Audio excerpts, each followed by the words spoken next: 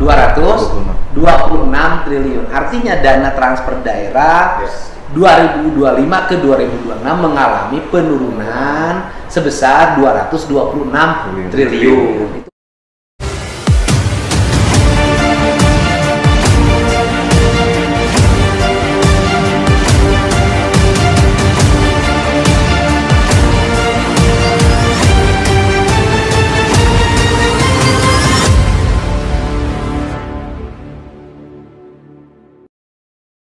Tadi kita lihat cuplikan dari pernyataan Gubernur Jawa Barat Deddy Mulyadi bahwa anggaran tahun 2026 nilai transfer keuangan dari pemerintah pusat dipangkas sebesar 2 triliun dan ini akan mengganggu konstelasi keuangan pemerintah provinsi maupun kota dan kabupaten di Jawa Barat.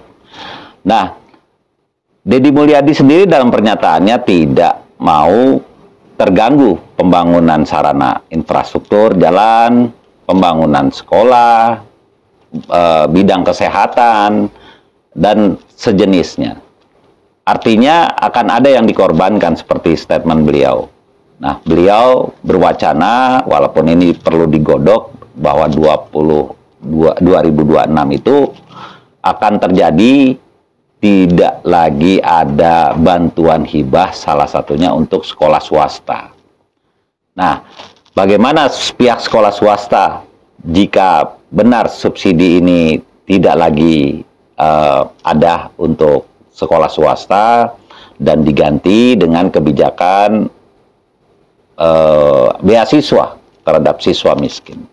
Nah, di sebelah saya sudah ada Sekretaris BMPS Kota Bekasi, Bapak Ayung. Pak Ayung, selamat siang. Selamat siang. Selamat siang. Sehat Pak Ayung? Alhamdulillah. Nah, Pak Ayung, ini mensikapi kebijakan atau wacana dulu lah. Ini wacana dari Deddy Mulyadi bahwa tidak ada lagi hibah program BPMU. Waktu itu zaman Ridwan Kamil dinamain program BPMU ya. Program Bantuan Pendidikan apa? Manajemen Universal. Manajemen Universal. Itu nilainya juga waktu itu berapa Pak Ayung? Hanya 50.000 per siswa per bulan. 50.000 per siswa per bulan. Nah, kalau misalkan, ini jelas walaupun kecil angkanya, sangat membantu sekolah swasta dalam hal operasional. Nah, bagaimana ke depan jika kebijakan itu, bantuan itu sudah tidak ada lagi? Pak Ayung, bagaimana Pak Ayung tanggapannya? Ya, terima kasih Bang Iwan ya. Ini kan wacana yang dilontarkan oleh Gubernur Jawa Barat ya, Pak KDM, Kang Deddy Mulyadi, dan memang setiap pernyataan yang beliau keluarkan itu kan selalu viral ya. Dan kami menyikapi ini kan karena ini baru sebatas wacana, tentu nanti kalau memang itu akan dilaksanakan, kan pasti ada turunannya, sosialisasi dan petunjuk teknis. Selama ini BPMU yang awalnya dulu itu namanya BOS Provinsi ya.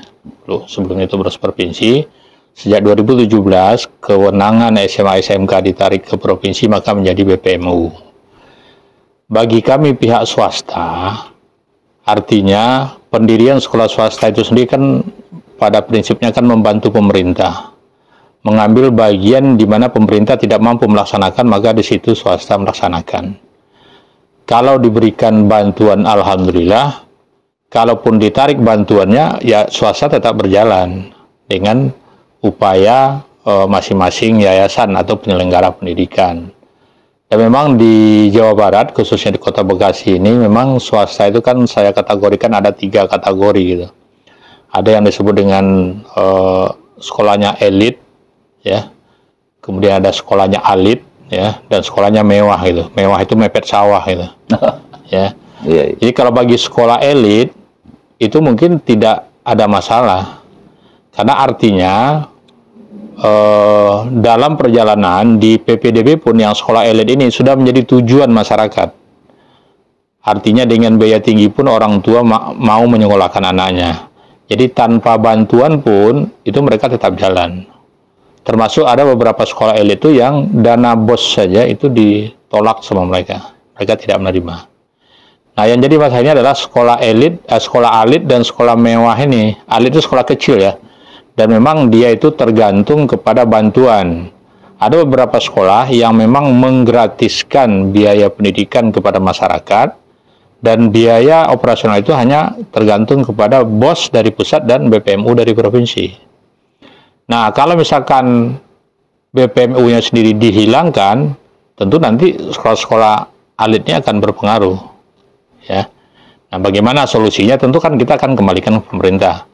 Dan memang mereka pun selama ini tidak memungut biaya ke masyarakat. Mereka pun sudah gratiskan. Ya. Dan biayanya itu diambil dari BPMU. Nah, kalau diganti dengan beasiswa untuk orang miskin ya, mungkin nanti yang perlu diatur adalah mekanismenya bagaimana. Ya. Apakah mekanismenya itu langsung diserahkan kepada orang tua? Seperti yang terjadi di pusat itu ada namanya KIP ya, Kartu Indonesia Pintar, atau di Jakarta itu KJP. Nah, apakah bisa menjamin bahwa dana itu memang digunakan oleh orang tua untuk kepentingan sekolah? Karena mereka ini kan membantu siswa miskin, mungkin dia artinya banyak pengalaman kita selama ini untuk KIP saja, itu kalau orang tuanya mengambil langsung itu tidak untuk kepentingan sekolah, ya kan? Untuk kebutuhan rumah, karena mereka bilang ya kami nggak makan Pak, gimana ini. Jadi artinya kan mekanisme itu harus diatur. Atau mungkin seperti bantuan siswa miskin yang diberikan oleh Kota Bekasi kepada SMP, SD, di mana dananya itu langsung masuk ke rekening sekolah, ya kan, sejumlah siswa yang dibantu. Nah, bagi nanti yayasan-yayasan yang alit tadi, kalau memang orang itu tidak mampu, anak-anak itu tidak mampu, kalau saya nanti menyarankan, ya sebaiknya mereka usulkan mendapatkan beasiswa untuk siswa miskin, BSM. Ya, ada juga wacana Deddy Mulyadi ini akibat karena kemarin juga persoalan ijazah ya. Ya. Awal-awal dia menjabat itu kan dengan sporadis Pak KDM ini meminta sekolah swasta untuk memberikan ijazah terhadap siswa-siswa yang alumni. Nah, mungkin ini ada rentetan yang sehingga ketika anggaran dinilai tidak ada, udahlah, nggak usah dibantulah sekolah swasta, kita subsidi. Apa ada korelasinya itu, Pak? Ya, kalau kita kan nggak tahu persis ya. Mungkin tanya kalau itu ke Pak Deddy jadi tanyakan itu, apakah dengan kemarin kebijakan beliau untuk menyerahkan ijazah kepada sekolah-sekolah swasta yang belum diambil, kemudian disangkutkan dengan dana bantuan BPMU. Kalau boleh saya sikapi, sebenarnya kan BPMU itu kan tidak ada sinkronisasinya dengan ijazah. BPMU itu kan diberikan kepada siswa yang sedang belajar. Oh, jadi memang BPMU ini banyak salah persepsi. Kita luruskan nih Pak Ayung, bahwa masyarakat menganggap BPMU itu sah saja di-switch ke anggaran untuk ganti ijazah tadi, tunggakan. Ternyata memang di aturan nomenklaturnya memang bukan untuk ijazah itu. Bukan, tidak ada. Jadi dalam Juklak Indonesia tidak ada untuk penyelesaian ijazah. Jadi itu kan hanya semacam barter ya. Barter. Artinya pemerintah memberikan bantuan, ya tolong masyarakat juga dibantu. Kan gitu mungkin bahasanya. Tapi artinya dana BPMU yang diberikan itu adalah untuk siswa yang sedang belajar. Sementara ijazah itu adalah siswa yang sudah lulus. Dan ada juga siswa yang sudah lulus itu, periodenya yang pada saat itu sekolah belum mendapatkan BPMU. Kan gitu. Kayak contohnya misalkan di tempat saya gitu ya. Itu ada siswa yang lulusan tahun 2010, itu ijazahnya belum diambil. Oh, alasan apa itu? Ya, karena gini, kalau kita kan prinsipnya, selama ini kan di swasta itu kan dari masyarakat, oleh masyarakat, dan dikembalikan ke masyarakat. Iya. Sekolah punya kewajiban untuk melayani masyarakat, dan orang tua punya kewajiban. Dan itu ada perjanjian yang dibuat di awal tahun pembelajaran, sampai di akhir dia mau selesai.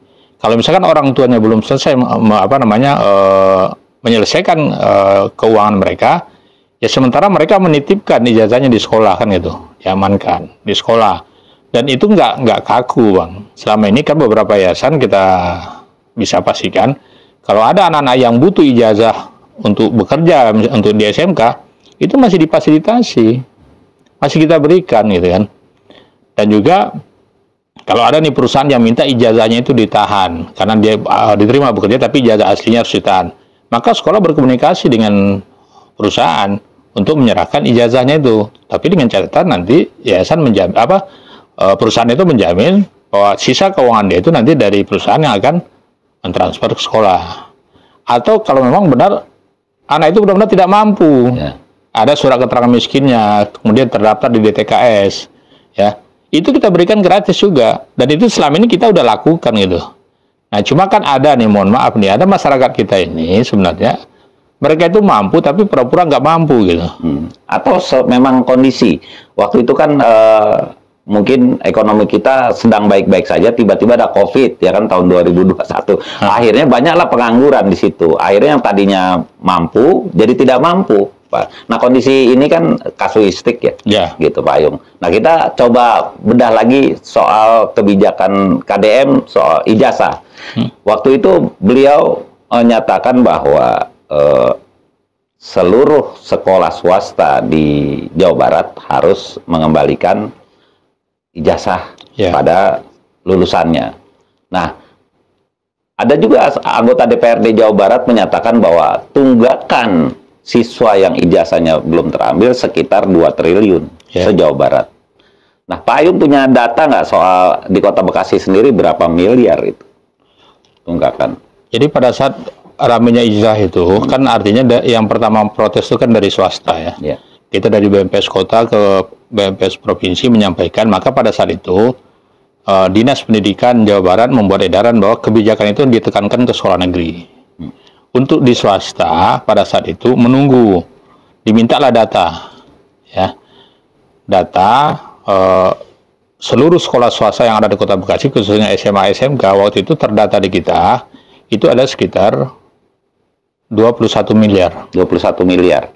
Ya, SMA SMK. SMA SMK. Itu data dari kita yang kita sampaikan ke provinsi. Pada saat sampai di provinsi, masuk ke ke Dinas Pendidikan dan di Sekda anggaran, pada saat itu anggaran nggak ada. Padahal kita sudah membuat BMPS Provinsi sudah membuat konsep MOU yang akan diberikan bantuan untuk ijazah yang tertahan. Nah, pada saat itu keluarlah win-win solusi. Oke, di press lagi yang akan dibantu hanya yang miskin saja. Jadi pilih lagi gitu kan. Jadi pada saat tahu anggarannya begitu besar, pemerintah Provinsi Jawa Barat tidak ada anggarannya, maka keluar wacana ya udah dibantu yang miskin saja. Akhirnya terdata berapa rupiah saat itu? Ya makanya waktu itu kan berkurang agak dari tadi 21 miliar. Dari 21 miliar itu kalau nggak salah itu waktu itu kan tersisa misalkan 18 kalau nggak salah. 18 miliar. Ya 18 miliar ya. Dan itu pun akhirnya pemerintah Jawa Barat juga nggak bisa memberi kepastian kapan nih kita akan ber-MOU. Sampai saat ini. Sampai saat ini. Nah, itu Pak KDM tolong perhatikan sampai saat ini soal ijazah. Dan namun di lapangan kita karena gini, masyarakat itu kan sudah mendapatkan haknya dan ada kewajiban yang mereka harus selesaikan. Dan kewajiban itu kan beragam, bukan hanya SPP, ya. Ada keuangan lainnya, ada seragamnya yang juga mereka belum bayar, ada uang prakteknya, gitu kan. Nah, sementara BPMU itu kan hanya terkhusus hanya membantu SPP. Ya. Dan nilainya juga kecil ya. Nilainya kecil gitu ya. 50.000. Dan memang ada beberapa sekolah yang misalkan SPP-nya itu misalkan biasanya 200.000, kemudian dengan adanya bantuan BPMU 50, maka mereka hanya memungut ke masyarakat itu 150. Oh, jadi subsidi ya. Ya, disubsidi gitu kan. Jadi udah masuk gitu. Nah, sekarang yang dijalankan oleh yayasan-yayasan rata-rata adalah kalau memang mereka benar-benar tidak mampu, maka kita berikan. Tidak mampu itu ada bukti SKTM-nya, kemudian ada dari Dinsos itu ada DTKS-nya. Itu pure kita berikan. Tapi kalau mereka tidak, kan ada beberapa masyarakat yang pada saat diminta DTKS-nya mereka urus, Dinas Sosial sendiri mengatakan bahwa mereka bukan termasuk masyarakat penerima bantuan DTKS, mereka tidak termasuk dalam kategori itu. Artinya pemerintah saja sudah mengkategorikan mereka nggak termasuk itu, kenapa kita harus menggratiskan kan gitu. Nah, kalau itu yang terjadi, maka kita hanya memberikan kebijakan. Dia mampu bayar berapa? Dari misalkan total tunggakan dia ada 1 juta, dia mampu berapa? Nanti yayasan, ya udah ya saya memberikan bantuan, dipotong berapa, sisanya harus dibayar. Kalaupun enggak, ya mungkin kapan lagi. Itu saya punya datanya. Jadi orang-orang yang kita berikan gratis itu ada surat keterangannya, tidak mampunya, kemudian ada DTKS yang dari dinas kota kabupatennya ada. Makanya nanti akan kita hadapkan ke Pak Gubernur. Gimana ini? Iya. Dan itu tidak sedikit, ya kan? Ada siswa itu yang dari awal dia sekolah sampai dia lulus itu hanya bayar formulir pendaftaran saja, hanya membayar formulir pendaftaran saja, tapi dia sampai selesai sekolahnya. Di negeri ada nggak yang mampu begitu? Ya, jadi memang salah satu aksi sporadis Gubernur Jawa Barat Deddy Mulyadi ini, Pak, soal ijazah sampai saat ini masyarakat menilai ambigu, gitu kan, nggak jelas kan gitu. Terus solusinya juga nggak ada sampai saat ini. Dan memang akhirnya juga bebannya ada di sekolah swasta. Nah, timbul lagi persoalan mau mewacanakan memberikan beasiswa. Nah, itu juga akhirnya nanti ke depannya kan berbenturan dengan PIP yang memang itu beasiswa ya. Beasiswa yang pemerintah langsung personal ke siswa gitu.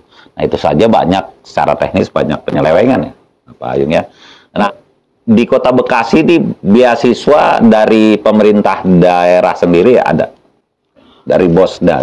Kalau untuk SMA, SMK sejak ditariknya kebijakan ke provinsi untuk SMA, maka pemerintah Kota Bekasi tidak lagi memberikan bantuan terhadap siswa SMA, SMK di Kota Bekasi. Padahal sebenarnya kan mereka juga kan masyarakat Kota Bekasi ya, punya hak. Itu yang pernah saya kritik dengan wali kota. Anak-anak mahasiswa saja, mahasiswa swasta itu dibantu oleh pemerintah Kota Bekasi. Iya. Ada bantuan. Ada bantuan. Kenapa SMA SMK tidak? Swasta. Apa karena istilahnya dia itu ditarik ke provinsi sehingga haknya hilang gitu.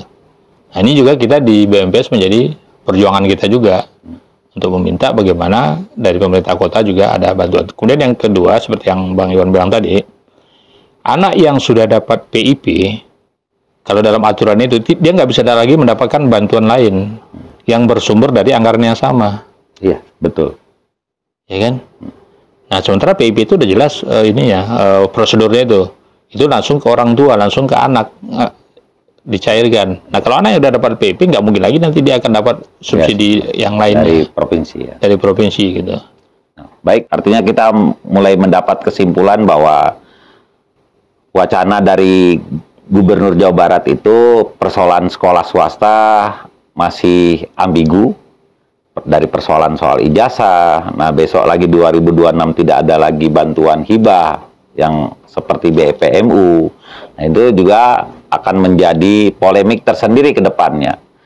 Perbincangan ini akan menarik terus berlanjut sampai di 2026 ketika anggaran pemerintah provinsi juga terbatas. Ini menjadi PR besar bagi pemerintahan Deddy Mulyadi. Sampai jumpa di lain kesempatan. Pak Ayung, terima kasih waktunya. Terima kasih, Pak Iwan. Assalamualaikum warahmatullahi wabarakatuh. Waalaikumsalam.